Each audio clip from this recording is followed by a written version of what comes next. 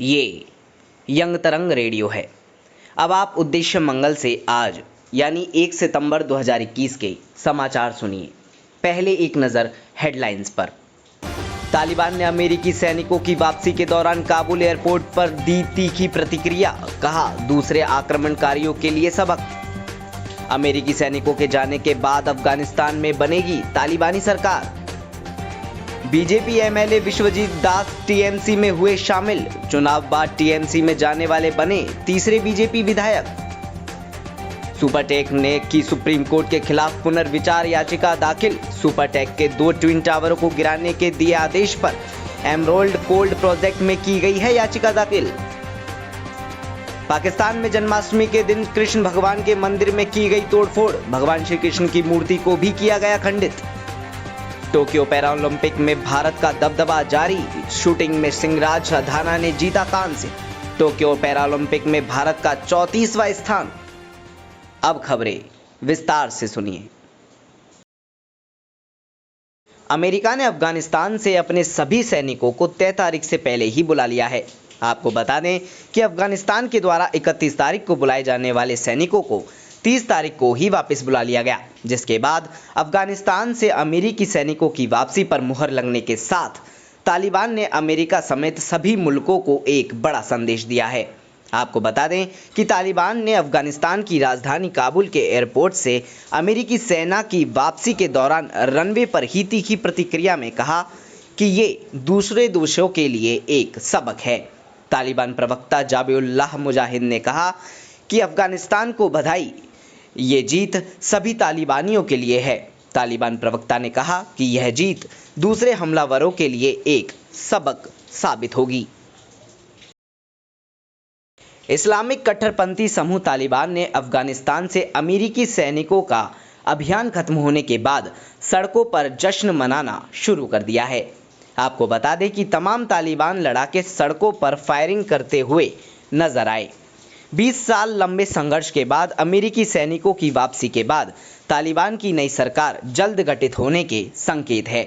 America के आखिरी विमान ने सोमवार रात को काबुल एयरपोर्ट से उड़ान भरी और अमेरिकी इतिहास के सबसे लंबे सैन्य अभियान का आज अंत हो गया, जिसके बाद से अफगानिस्तान में तालिबान का हाहाकार मचा हुआ है। पेश है हमारे संवाददाता की ये खास रिपोर्ट। जैसे ही अफगानिस्तान से अमेरिकी सेना का आखिरी विमान उड़ा, वैसे ही तालिबान के पंख और फैल गए। आपको बता दें कि तालिबान ने अपने विरोधियों को सजा देने के लिए सोमवार को हेलीकॉप्टर से एक व्यक्ति को फांसी पर लटका दिया, जिसकी वीडियो वायरल हो गई, जिसके बाद अफगानिस्तान सख्ते में है। सदफ जमाल अलवी, यंग तरंग रेडियो, दिल्ली। पश्चिम बंगाल में भारतीय जनता पार्टी के विधायक विश्वजीत दास ने तृणमूल पार्टी ज्वाइन कर ली है। आपको बता दें कि विश्वजीत दास ऐसे भाजपा विधायक हैं जिन्होंने विधानसभा चुनाव के बाद टीएमसी ज्वाइन की है। पेश है हमारे संवाददाता की ये खास रिपोर्ट।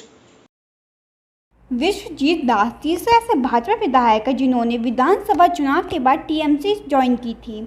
दास भाजपा पहले से ही टीएमसी में थे, लेकिन विधानसभा चुनाव से पहले भाजपा में शामिल हो गए थे। सोमवार को विष्णुपुर से भाजपा विधायक तन्मय घोष टीएमसी में लौट गए थे। इनसे पहले 11 जून को मुकुल राय ने टीएमसी पार्टी ज्वाइन की थी।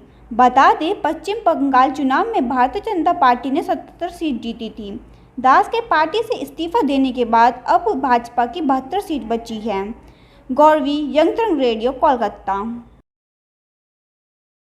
सुप्रीम कोर्ट ने हाई कोर्ट के फैसले को सही ठहराते हुए 2 40 मंजिला टावर ढहाने का आदेश दिया है। इससे रियल एस्टेट कंपनी को तगड़ा झटका लगा है।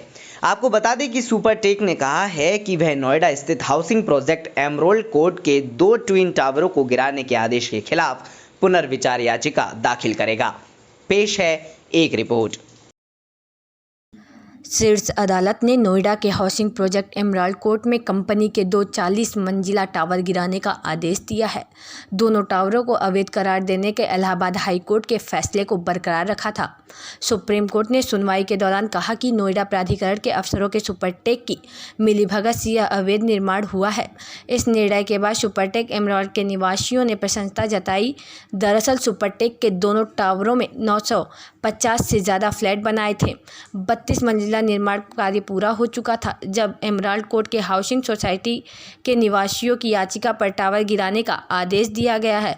इस प्रोजेक्ट में 633 लोगों ने फ्लैट बुक कराए थे, जिनमें से 248 रिफंड ले चुके हैं। 133 प्रभावित लोग दूसरे प्रोजेक्ट में शिफ्ट हो चुके हैं, लेकिन 252 ने अब भी निवेश बनाए रखा है। कि पल्लवी श्रीवास्तव, यंग तरंग radio, Noida.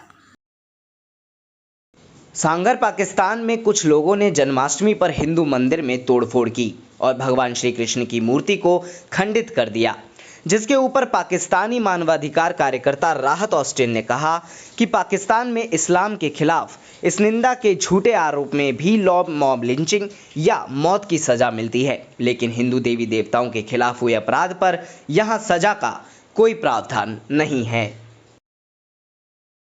Tokyo para Olympic में भारत का दबदबा लगातार बना हुआ है। सोमवार को भाला फेंक में सुमित अंतिल के गोल्ड मेडल जीतने के बाद मंगलवार को शूटिंग में सिंहराज ने अधाना ने अपना बेहतरीन प्रदर्शन करते हुए कांस्य पदक अपने नाम कर लिया। इस जीत के बाद सिंहराज ने अपनी जीत का श्रेय अपने कोच को दिया और उन्हें इस उपलब्धि के लिए धन्यवाद भी किया। इसी के साथ ये समाचार बुलेटिन समाप्त हुआ। नमस्कार।